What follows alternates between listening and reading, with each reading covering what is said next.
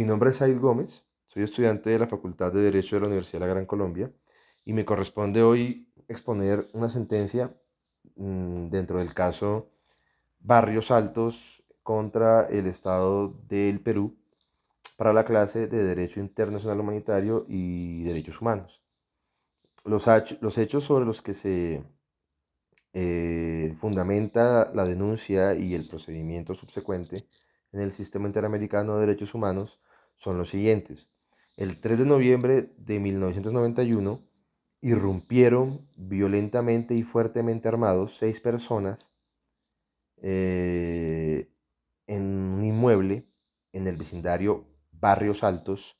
en la ciudad de Lima, en Perú, y asesinaron a 15 personas, dejando 4 más heridas. Estas personas se encontraban celebrando una pollada, una recolección de fondos para invertir en el inmueble en el que precisamente se encontraban celebrando esa pollada, esa reunión. Posterior a eso, se logró concluir que estos personajes eran miembros de las fuerzas militares del Perú y que habían irrumpido usando pasamontañas para que no se les reconociera la cara o el rostro y usando automóviles oficiales con sirenas y luces, pero que jamás fueron accionadas al momento de su llegada, pero que sí fueron usadas al momento de su partida, precisamente para poder abrirse espacio al momento del escape. Lo que hace pensar que en efecto operación militar no era, por cuanto posterior a eso se dijo que estas personas fallecidas eran miembros de un grupo subversivo llamado el Sendero Luminoso y que esto era un golpe en contra de la criminalidad, situación que apoyó un senador en el Senado peruano, pero que después fue ampliamente criticada por un grupo de senadores porque consideraron que esto no era un operativo militar, sino una sistemática vulneración de derechos humanos y una masacre, y que solicitaban que el Senado les permitiera, les autorizara la conformación de una comisión parlamentaria para investigar los hechos y esclarecer los hechos. Solicitud que les fue aprobada por el Senado en pleno, y esta comisión se instaló el 27 de noviembre del mismo 1991, poco 20 días después del suceso. Al mes de la instalación, ya en diciembre, el día 23, esta comisión hizo su primera diligencia de inspección en el lugar de los hechos. Recolectaron 4 o 5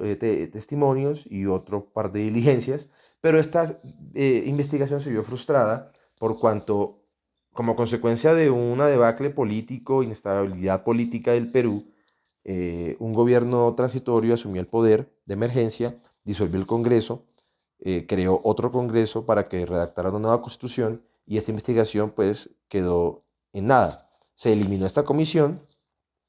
y tampoco publicaron ninguno de los hallazgos que esta comisión había alcanzado a obtener. Tiempo después, 3 años después, en 1995, una fiscal de Lima revive el caso y acusa a 5 militares, un general, un mayor y 3 suboficiales, de ser los responsables de esta masacre. Y empieza a emplazarlos para tomar declaraciones, pero estos nunca asisten, escudándose en que no es competente la justicia ordinaria para conocer del caso, sino que es la justicia penal militar, primero porque ya corría un proceso en contra de ellos en esa jurisdicción, y segundo porque de por sí no era competente sino la justicia penal militar. Resulta que esto impidió, digamos, la evolución del proceso, y esta fiscal de todas maneras decide acusar, por así decirlo, a estos militares en frente de una jueza de Lima también penal, la cual también se enfrenta al mismo dilema del tema de la competencia y no puede avanzar mucho en la investigación y pues el procesamiento de estos individuos. Lo que hace que esta se remita a la Corte Suprema de Justicia para que decidan y se pronuncien sobre el caso y establezcan cuál es la competencia, cuál es la autoridad judicial competente. Y para cuando se iba a decidir el caso por la Corte Suprema de Justicia, el Congreso peruano promulga la primera ley de amnistía del cuento, Y esta ley de amnistía evidentemente benefició a estos militares por cuanto su efecto principal era exonerar de responsabilidad, de cualquier responsabilidad, a todos los integrantes de la fuerza pública que hubiesen vulnerado derechos humanos o violentado derechos humanos desde 1980 hasta 1995. Y estos militares evidentemente quedaban amparados por ella. La jueza del caso se negó a aplicar esa norma por cuanto la consideró inconstitucional y se sustentó, se protegió jurídicamente en una cláusula constitucional en la que los jueces pueden apartarse de aplicar una norma que consideran contraria a la norma fundamental del Perú,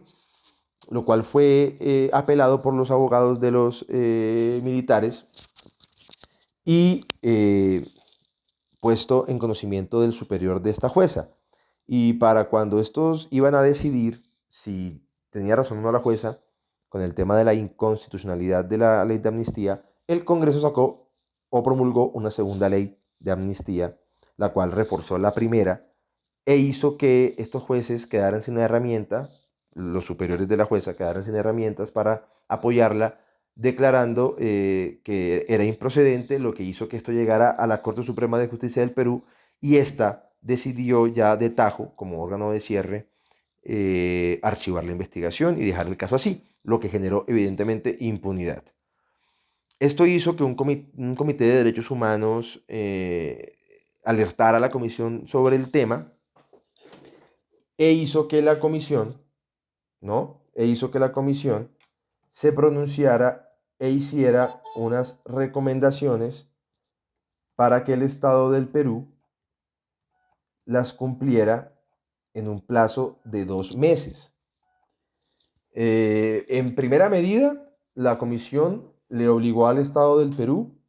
a dejar sin efecto cualquier medida interna, llámese ley, decreto, promulgación, lo que fuese, que impidiera precisamente la investigación de este caso en particular.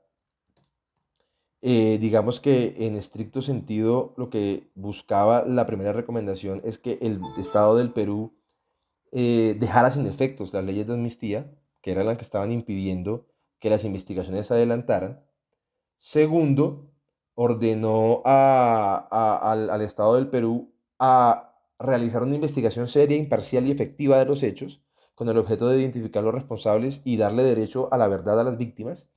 Y tercero, recomendó, perdón, al Estado del Perú a que se indemnizara a las víctimas, tanto a la familia de, de los 15 fallecidos como a los 4 sobrevivientes. Y le dio un plazo de 2 meses para cumplirlo. El Estado evidentemente no cumplió, inclusive hasta le quitó la competencia a la Corte Interamericana de Derechos Humanos para juzgarlo por esto, precisamente, porque devolvió a la Corte la notificación de la demanda y los anexos, argumentando que mediante una resolución legislativa, el Congreso de la República del Perú retiró el reconocimiento de la competencia contenciosa, precisamente, de la Corte Interamericana de Derechos Humanos para juzgarlo, ¿no? Lo que hacía que la Corte no pudiera ser competente para conocer de las demandas interpuestas contra la República del Perú al amparo de la competencia contenciosa prevista en la Convención Interamericana Americana de Derechos Humanos. Pero curiosamente luego de esto el Estado cambia de posición. Al parecer los argumentos de la Comisión y de la Corte fueron muy contundentes y además de eso un cambio político hace que el Estado peruano sea todo lo contrario, un garante y se compromete muchísimo con una política pública de protección de derechos humanos y esto hace que el Estado les reconozca y se allane como responsable de la violación sistemática de derechos humanos, en el caso Barrios Altos contra el Estado del Perú. Sin embargo, este allanamiento del Estado peruano no, digamos, resta el hecho de que la Corte pues tiene que seguir su procedimiento y sancionar y juzgar al Estado peruano y determina que los derechos vulnerados, de todas maneras, a pesar del allanamiento del Estado, el Estado se allana, pero igual el procedimiento sigue, porque tienen que sancionarle y decirle cuál es su responsabilidad, cómo fue su responsabilidad, qué vulneró y cómo tiene que resarcir. Y los derechos vulnerados, según la Corte Interamericana de Derechos Humanos, son el primero, del artículo primero, que es el de obligarlos y de respetar los derechos humanos de la Convención. El segundo, que es el deber de adoptar disposiciones de derecho interno para la protección. El tercero, que es el derecho a la vida, artículo cuarto. El artículo quinto, que es el derecho a la integridad personal. El artículo octavo, que es el de las garantías judiciales, derecho a las garantías judiciales. El artículo treceavo, que es la libertad de pensamiento y expresión. Y el artículo 25, que es el de la protección judicial. Frente a esto, la Corte dijo lo siguiente, en su parte emotiva, en sus fundamentos. Primero, que la Corte consideró que son inadmisibles las leyes de amnistía del Estado peruano, ¿no? Porque estas disposiciones que prescribieron y establecieron excluyentes de responsabilidad impidieron la investigación y la sanción de los responsables de las violaciones graves de derechos humanos, tales como la tortura, las ejecuciones extrajudiciales, extralegales o arbitrarias, que es literalmente el caso en concreto. Además, la Corte dijo que conforme lo alegado por la Comisión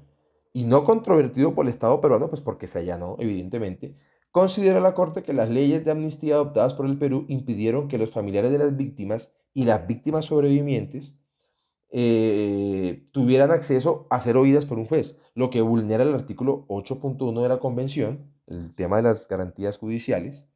que además impidió la investigación, la persecución y captura, enjuiciamiento y sanción de los responsables, que además también se violó el artículo 25 a la protección judicial y que finalmente la adopción de las leyes de amnistía son incompatibles con la Convención por cuanto éstas incumplen o hacen que el Estado incumpla la obligación precisamente del artículo segundo, si no recuerdo mal, de adecuar su derecho interno a la Convención. Es correcto, consagrado en el artículo segundo de la Convención Americana de Derechos Humanos. También la Corte estima que es necesario enfatizar que a la luz de las obligaciones generales consagradas en los primeros artículos de la Convención, los estados tienen el deber de tomar las providencias de toda índole para que nadie sea sustraído de una protección judicial y el ejercicio del derecho a un recurso sencillo y eficaz, lo que en el caso hizo que se vulnerara el artículo octavo y el mismo 25 de la Convención Americana. Las leyes de autoamnistía conducen a la indefensión de la víctima y a la perpetuación de la impunidad, por lo que son manifiestamente incompatibles con la letra y el espíritu de la Convención Americana. Finalmente, como consecuencia, establece la Corte que existe una incompatibilidad general entre las leyes de amnistía y la Convención, por cuanto estas leyes carecen de efectos jurídicos y no pueden seguir representando un obstáculo para la investigación de los hechos que constituyen una vulneración de derechos humanos. Finalmente, la Corte alega que sobre el derecho a la verdad y a las garantías judiciales dentro del Estado de Derecho, el derecho a la verdad se fundamenta en los artículos 8 y 25 también, dentro del tema de las garantías y protecciones judiciales, en la medida en que ambos son instrumentales en el establecimiento judicial de los hechos y las circunstancias que rodearon la violación de los derechos fundamentales y derechos humanos. En el presente caso, es incuestionable que se le impidió a las víctimas sobrevivientes y a sus familiares y a los de las víctimas fallecidas conocer la verdad acerca de lo que ocurrió en Barrios Altos. Pese a lo anterior, en las circunstancias del presente caso, el derecho a la verdad se encuentra subsumido en el derecho de la víctima y de sus familiares a obtener de los órganos competentes del Estado el esclarecimiento de los hechos y esa es la obligación de que el Estado tenga precisamente la exclusividad de la acción penal, porque más allá de establecer y enjuiciar responsables penalmente, es también conocer qué sucedió. Finalmente, la Corte decide lo siguiente. Primero, admite el reconocimiento de la responsabilidad internacional efectuado por el Estado del Perú. Segundo, declara conforme a los términos del reconocimiento de responsabilidad internacional que éste violó el derecho a la vida consagrado en el artículo 4 de la Convención Americana sobre los Derechos Humanos. Segundo, el derecho a la integridad personal consagrado en el artículo 5. Tercero, el derecho a las garantías judiciales y a la protección judicial consagrados en el artículo 8 y 28. Cuarto, declarar conforme a los términos del reconocimiento de responsabilidad efectuado por el Estado que éste incumplió los artículos 1.1 y 2 de la Convención. Declarar que las leyes de amnistía promulgadas por el Congreso del Perú son incompatibles con la Convención Americana de los Derechos Humanos y en consecuencia carecen de efectividad judicial. Declarar que el Estado del Perú debe investigar los hechos para determinar los responsables de las violaciones de los derechos humanos a los que se ha hecho referencia en esta sentencia. Disponer que para reparar serán fijadas de común acuerdo entre el Estado y la Comisión Interamericana y las víctimas, que son las partes ante la Corte Interamericana de Derechos Humanos, eh, la reparación o la indemnización, ¿cierto? Dentro de un plazo de 3 meses contado a partir desde que se notifica la sentencia que acabo de terminar de explicar. Además, también decide reservarse la facultad, la Corte, de revisar y aprobar el acuerdo señalado en el punto anterior, ¿no? Ver si lo puede modificar, si es justo o no. Y finalmente, la Corte cierra la sentencia, finalmente. Tampoco es evidente ni se logra evidenciar que existen voto separado. Por ende, aquí acaba la explicación de la sentencia en cuestión.